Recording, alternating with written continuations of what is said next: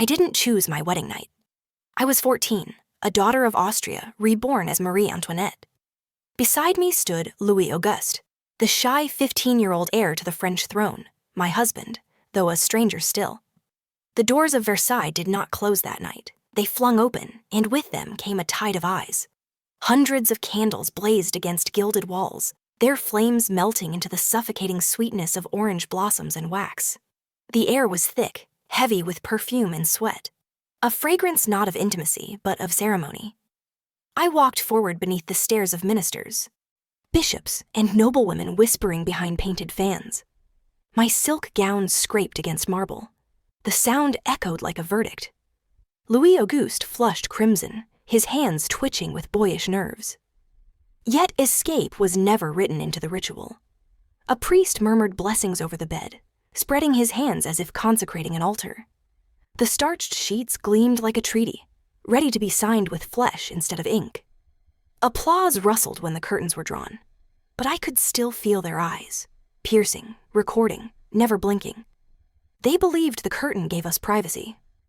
It gave us nothing. It only hid the fact that I no longer belonged to myself. Before Versailles swallowed me, Austria had already let me go. On a damp April morning in 1770, at the edge of the Rhine, I was handed over like a parcel of peace.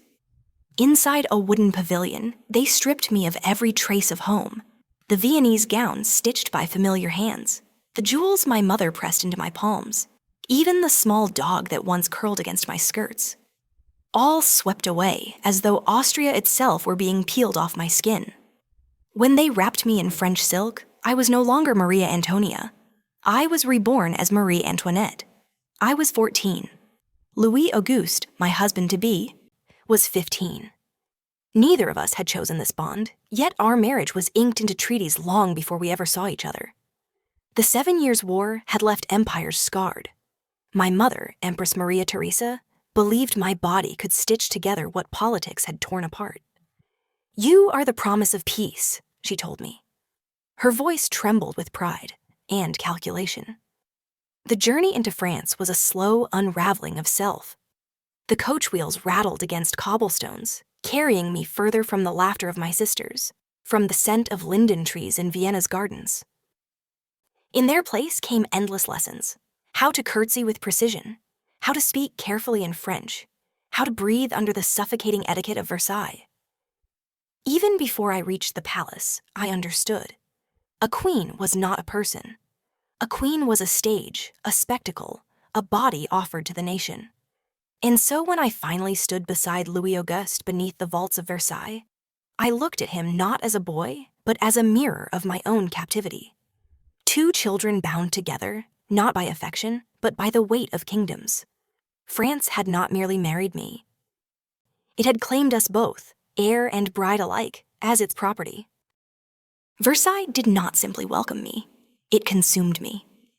The day of our wedding was less a celebration than a public performance. In the Hall of Mirrors, under chandeliers that dripped with crystal, we sat before thousands. Strangers stared as I lifted spoon to lips, as though my appetite might confirm my worth. I forced each bite to slide down my throat, tasting not the food, but the scrutiny. When I laughed too loudly, eyes narrowed. When I glanced at Louis-Auguste, whispers stirred.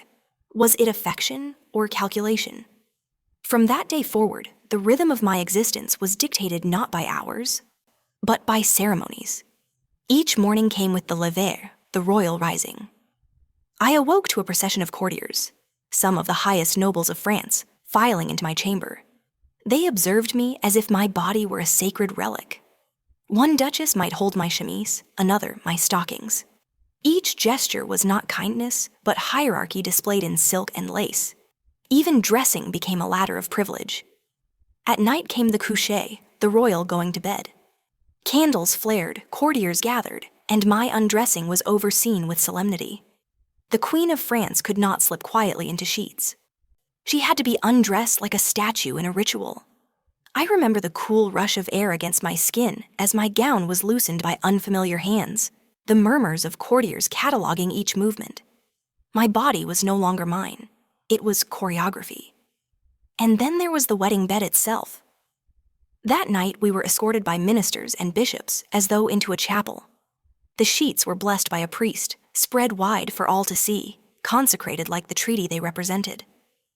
Louis-Auguste trembled beside me, a boy uncomfortable in the role thrust upon him. When the curtains were finally drawn, there was applause, as though privacy were merely another curtain that could be opened at will. But even behind the fabric, I felt them. Their eyes did not vanish. They lived in the walls, the corridors, the silence. The next morning, there were inquiries. Had it been consummated? Was France one step closer to an heir? My mother's letters pressed the same question, her words sharp with impatience. The Austrian ambassador, Marie Antoinette, recorded observations of my health, my moods, my very complexion, dispatching them across Europe. I was monitored not only by courtiers, but by nations. My bed was a diplomatic desk.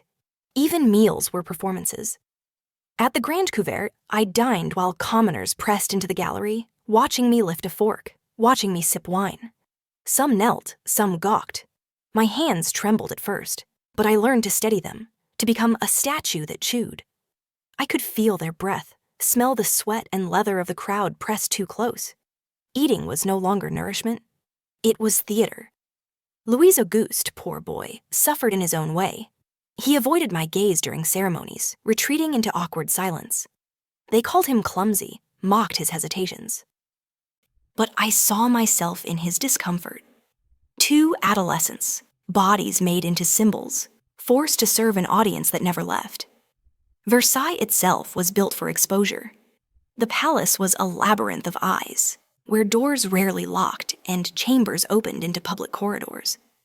Even my private apartments admitted streams of visitors, eager to glimpse me powdering my face or adjusting my gown. Women I barely knew touched the fabric of my chairs, pressed their fingers to the hangings of my bed, as though contact with my world would elevate them. Privacy was not a right. It was a rumor. I learned to wear a mask, the painted smile, the graceful nod, the tilt of my head just so. But beneath it, I suffocated. My pulse raced when strangers entered my chamber unannounced.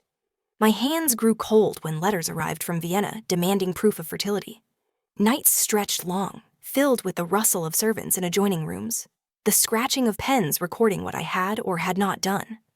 At Versailles, even silence filed a report. The silence of Versailles was never merciful. It grew heavier with each year that no heir arrived. For 7 years after our marriage, the whispers spread like mold. Louis-Auguste was mocked for his awkwardness, for his inability to consummate what the kingdom demanded. They called him clumsy, weak, even impotent. I was not spared either. Perhaps the Dauphine is frigid, some sneered. Perhaps Austria sent us a broken doll. Each rumor carved deeper into me, until even my smiles were questioned. Were they masks for failure? My mother's letters arrived from Vienna like knives wrapped in silk. She urged me to correct my husband's hesitations, to instruct him, to seduce him if I must. Imagine the Empress of Austria guiding her daughter's marriage bed as though it were a battlefield. I read her words by candlelight, the ink shaking in my hands, shame tightening around my throat. Then, in 1777, my brother Joseph then came to Versailles. He was blunt, practical, unburdened by French courtesies. Behind closed doors, he confronted Louis-Auguste, speaking plainly about the duties of marriage. For days afterward, the palace buzzed with speculation. Had the brother of the Dauphine finally unlocked the mystery? At last, in 1778, the silence broke. I was pregnant. France exhaled in collective relief, and the same mouths that had mocked now cheered. Yet even in that joy, I understood. This triumph was not mine. It belonged to the nation. My swelling belly was no longer my own. It was public property, watched, measured, celebrated as though the future itself had lodged within me. When the pains of labor seized me on December 19, 1778, they did not bring solitude. The doors to my chamber were thrown open, and the crowd surged in, princes, ministers, ladies-in-waiting, even strangers who had pushed past guards in the chaos. They came not to comfort, but to witness. Tradition demanded it. to ensure the queen did not swap a stillborn child for another, to guarantee the legitimacy of the Bourbon line. The room was stifling. The air reeked of sweat, of perfumed wigs, of hot wax dripping onto marble. My throat burned as I gasped for breath.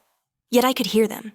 The shuffle of boots, the creak of swords, the murmurs of curiosity. I was an animal on display, straining against the weight of a nation's gaze. When at last my daughter, Marie-Thérèse, was born, relief and applause rippled through the chamber. Applause for my agony, applause for my tears. Applause for the infant who should have been celebrated in a mother's arms, not paraded before strangers. I looked down at her tiny face, flushed and fragile, and felt both love and terror.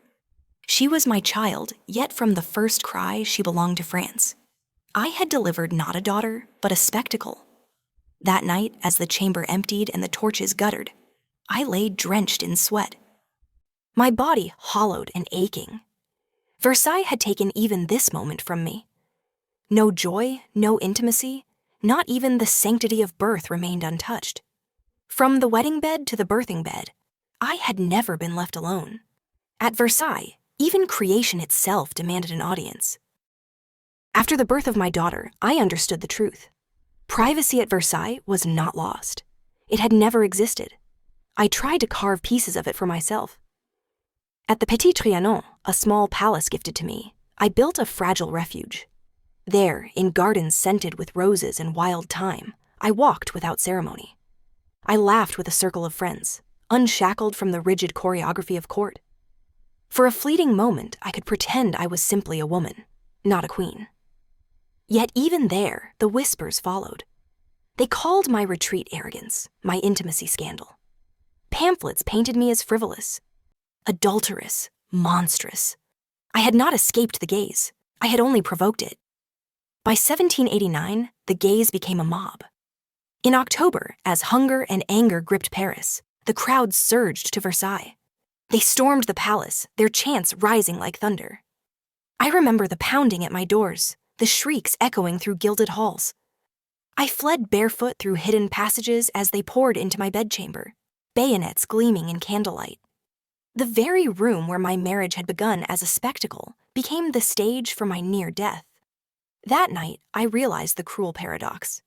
For years, the monarchy had forced my life into relentless visibility, believing transparency would secure loyalty. Instead, it bred resentment. The people who once watched me dine and dress now demanded to watch me fall. I think back to the curtains of my wedding bed, to the priest's blessings, to the applause that marked my first night in France. They believed they had hidden us behind fabric, that they had granted us dignity. But a curtain cannot conceal a system built on intrusion. Each ritual stripped us further, until nothing remained but symbols, two children bound to embody nations. Louis-Auguste and I were not just man and wife. We were offerings. Heirs were demanded of us as taxes are demanded of the poor. Our bodies were currency, our lives collateral. And when the debt could no longer be paid, the revolution came to collect. I do not ask for pity. My story is not one of innocence alone, but of complicity, of palaces sustained by suffering beyond their walls. Yet I ask you to remember that behind the diamonds and the silk, there was a girl forced to live her most intimate moments as public theater. From the wedding bed to the birthing bed, from Versailles to the guillotine, one truth never changed. In France, the body of the queen was never her own.